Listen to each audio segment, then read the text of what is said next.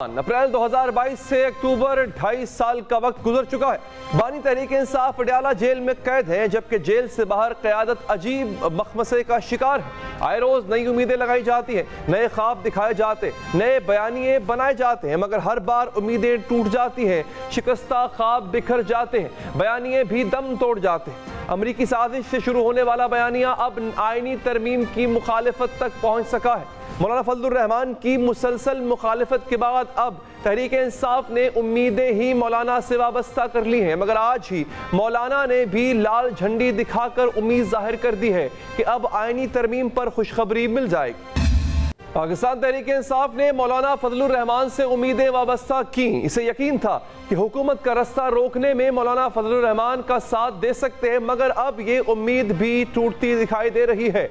सिर्फ मौलाना फजलुर रहमान से उम्मीदें वाबस्ता नहीं की गई, बल्कि बानी तहरीक इंसाफ की गिरफ्तारी, सजा, अटक जेल से अडयाला जेल तक हर रोज आवाम को एक नया बयानिया, एक नई उम्मीद और रोज एक नई ट्रक की बत्ती के पीछे लगा दिया जाता है। बानी तहरीक इंसाफ जेल में है तो वकीला की कारकर्दगी पर सवालात उठाए गए, साथ ही साथ हुकूमत मुखालिफ बयानियों के जरिए कारकुनान को नई उम्मीदें भी दिलाई गई। पाकिस्तान तहरीक इंसाफ का पहला मुतालबा था कि अदम एतमाद के फौरी बाद इलेक्शन करवाए जाएं, ताकि नई हुकूमत नए मैंडेट के जरिए इक्तदार में आए और पॉलिसियां दे।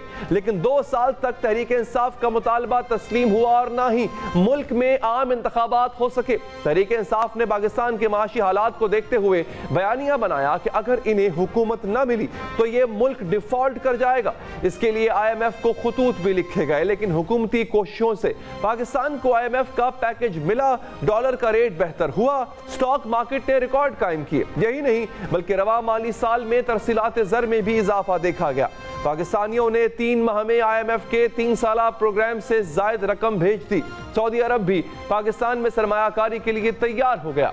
तहरीक इंसाफ ने माशी बदहाली को बुनियाद बनाकर बयानिया बनाया कि सिविल वॉर का खतरा बढ़ जाएगा, एहतजाज होंगे, लोग सड़कों पर आएंगे। अदालतों से जलसों की इजाजत भी ली। एहतजाज के लिए वज़ीर आला खैबर पख्तूनख्वा की निगरानी में एक बड़ा रैला भी डी चौक की जानिब बढ़ा, लेकिन ये रैला भी 26 नवंबर चुंगी से आगे नहीं बढ़ सका।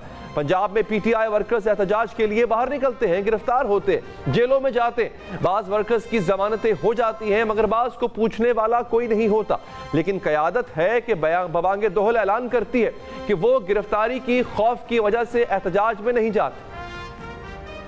इस नाकामी के बाद कारकुन क़यादत से मायूस हो चुका है, जिसके बाद तहरीक इंसाफ ने एक बार फिर बानी चेयरमैन की सेहत को बुनियाद बनाकर एक नया बयानिया बनाने की कोशिश की है। तहरीक इंसाफ की सारी क़यादत सोशल मीडिया पर दावे कर रही है कि बानी PTI को जेल में जहर दिया जा सकता। इसी हवाले से आज इस्लामाबाद हाई कोर्ट में भी दरख्वास्त दायर की गई, जिसकी समाअत के दौरान बानी तहरीक इंसाफ के वकील सलमान अकरम राजा ने दलाइल दिए कि हमारी इस्तदा है कि बहन और एक डॉक्टर की मुलाकात करवा दी जाए। अफवाहें हैं कि बानी PTI को जेल में कुछ हो गया। इमरान खान आम आदमी नहीं बल्कि एक बड़ी सियासी जमात के लीडर। उन्होंने मुतालबा किया कि इंसानी बुनियादों पर सिर्फ बहन और एक डॉक्टर को मुलाकात की इजाज़त दी जाए। पाकिस्तान तहरीक इंसाफ की जानिब से इस नए बयानिए पर सवाल पैदा होता है कि क्या माजी के बयानियों की नाकामी के बाद तहरीक इंसाफ ने बानी चेयरमैन की सेहत के हवाले से नया बयानिया दिया है। सवाल यह है कि PTI के माजी में बयानिए नाकाम क्यों हुए। सवाल तो यह भी है कि 2 साल में 2 दर्जन से जायद बयानिए पर असर क्यों साबित ना हो सके। क्या जेल से बाहर मौजूद PTI पार्टी क़यादत कारकुनान को इंगेज करने के लिए ट्रक की बत्ती के पीछे लगा रही है।